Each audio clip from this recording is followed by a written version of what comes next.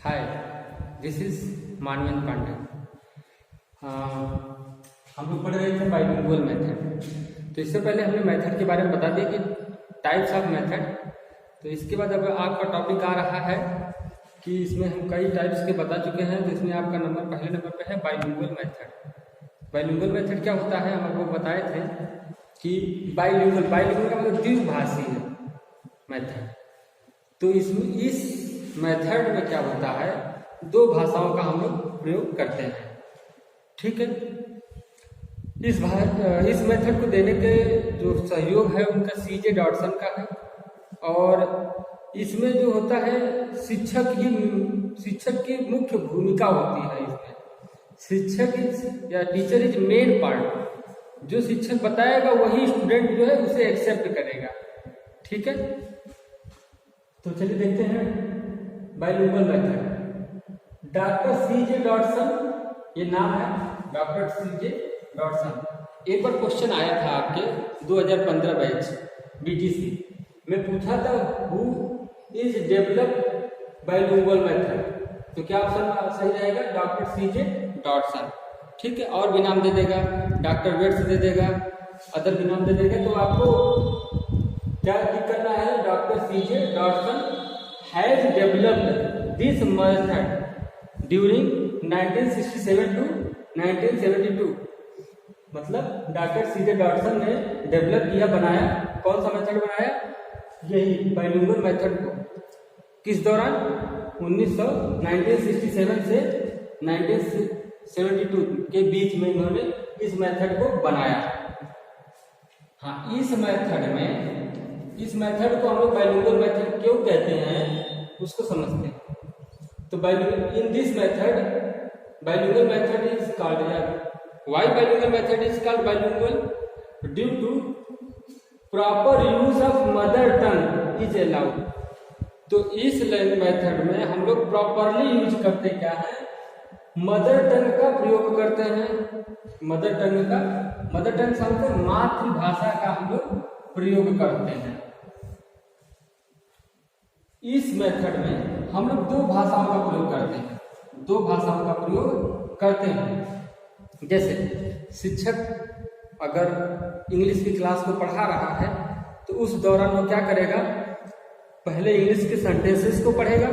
Sentences के पढ़ने के बाद उस सेंटेंस को मीनिंग को अपने अंदर समझेगा, और उस समझने के बाद वो बालकों की मातृभाषा में, ध्यान दीजिएगा, बालक की जो मातृभाषा हो उसके अनुसार ये बताएगा। तो बालकों की मातृभाषा में उस शब्दों को, जो सेंटेंस वो पढ़ा है, उस वाक्यों के अर्थ को एक्सप्लेन करेगा, व्याख्या करेगा उसकी। तो यहाँ पर क्या होता है? टू लैंग्वेज अलाउ की जाती है। पहला क्या होता है? मदर टंग, एक मातृभाषा होती है। जैसा कि हमने बताया, शिक्षक जो इंग्लिश पढ़ेगा तो इंग्लिश की भाषा को समझेगा। दूसरा, बालकों की भाषाओं को समझाएगा मातृभाषा में। तो एक मदर टंग होगी मातृभाषा, और the language to be learn are use. जो शिक्षक जिस भाषा में पढ़ रहा होगा, जैसे कि हमने बताया इंग्लिश को पढ़ रहा होगा तो दूसरी लैंग्वेज वो हो गई, और एक होगी मातृभाषा। ठीक है। तो दो भाषा हो गई। या आप उर्दू, मान लीजिए आप उर्दू के टीचर हैं, तो पहली बात तो उर्दू में पढ़ेंगे, फिर उर्दू की जो मीनिंग आ रही होगी उसको मातृभाषा में आप क्या कर रहे होंगे? एक्सप्लेन करेंगे, उदाहरण की सहायता से एक्सप्लेन करेंगे, व्याख्या करेंगे उसका। Mother tongue is used only to be explain the meaning of difficult word. मतलब जो कठिन शब्द होते हैं, ये मातृभाषा सिर्फ उसी के लिए प्रयोग की जाती है। मातृभाषा उसके लिए प्रयोग किया जाता है कि ताकि डिफिकल्ट वर्ड को बालक जो है बहुत ही आसानी से सीख सके। ठीक है।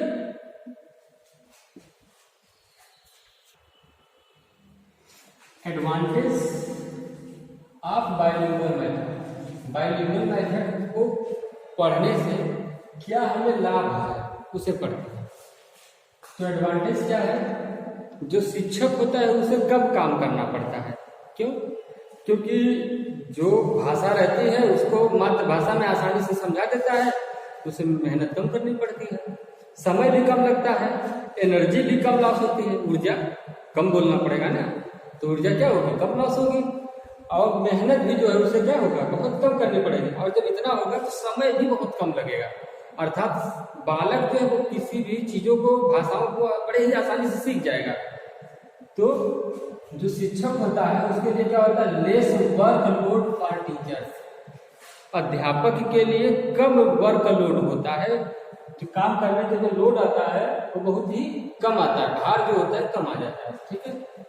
Audio visual aids are not much need. जो ऑडियो विजुअल एड्स होते हैं वो बहुत जरूरी नहीं होते हैं, किसमें, बाइलिंगुअल मेथड में।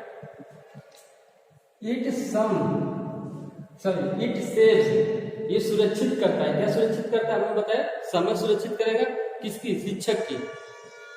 लेबर, उसकी मेहनत को भी बचा लेगा, और एनर्जी को बचाता है शिक्षक की, मतलब मेहनत बचा देगा, टाइम बचा लेगा, और ऊर्जा बचाएगा, समय भी कम लगेगा।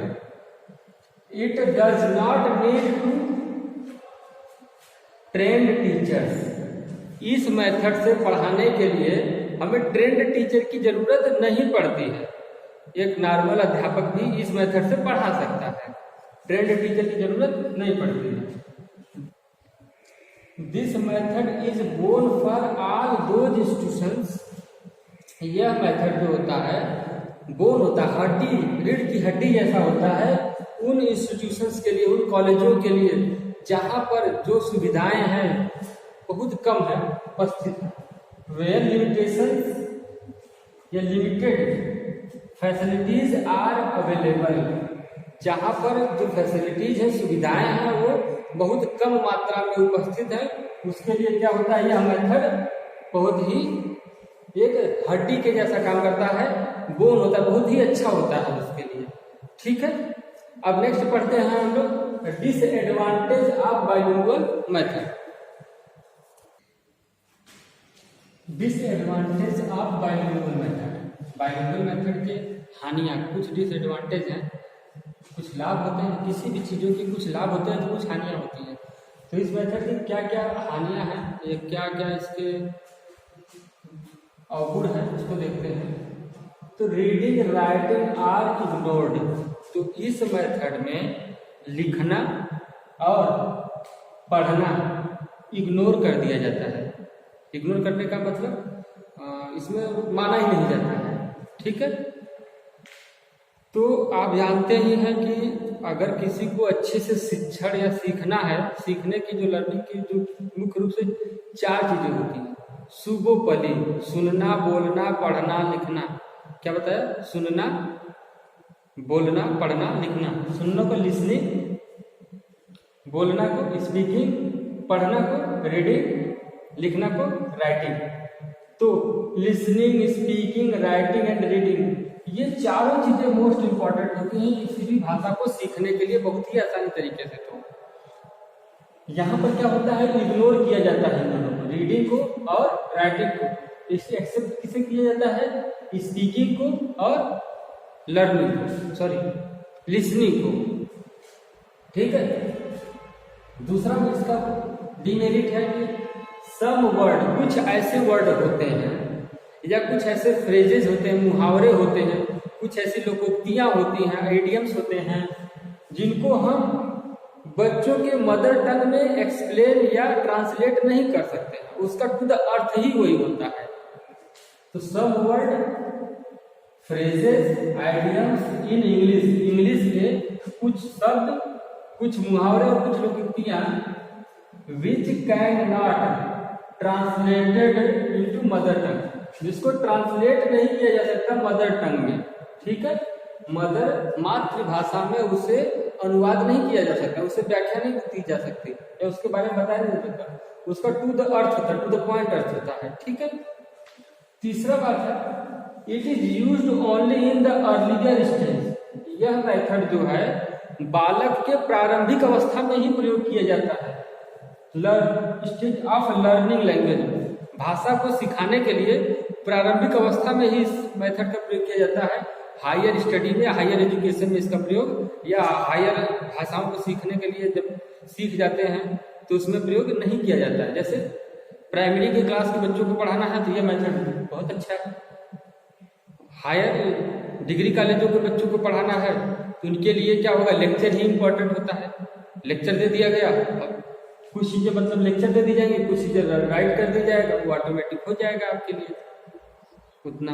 बाकी बच्चे क्या करते हैं, अपने हाथ से नोट्स बनाते हैं, हैंड नोट्स, तो वो राइटिंग हो जाती है, ठीक है। अपने आप पढ़ते हैं तो रीडिंग हो जाती है, तो रीडिंग और राइटिंग बालक स्वयं कर लेता है। ये मेथड क्या है, जो वो छोटे छोटे जो बच्चे हैं उनके लिए बहुत मोस्ट इंपॉर्टेंट है प्रारंभिक अवस्था के लिए। Okay, thank you.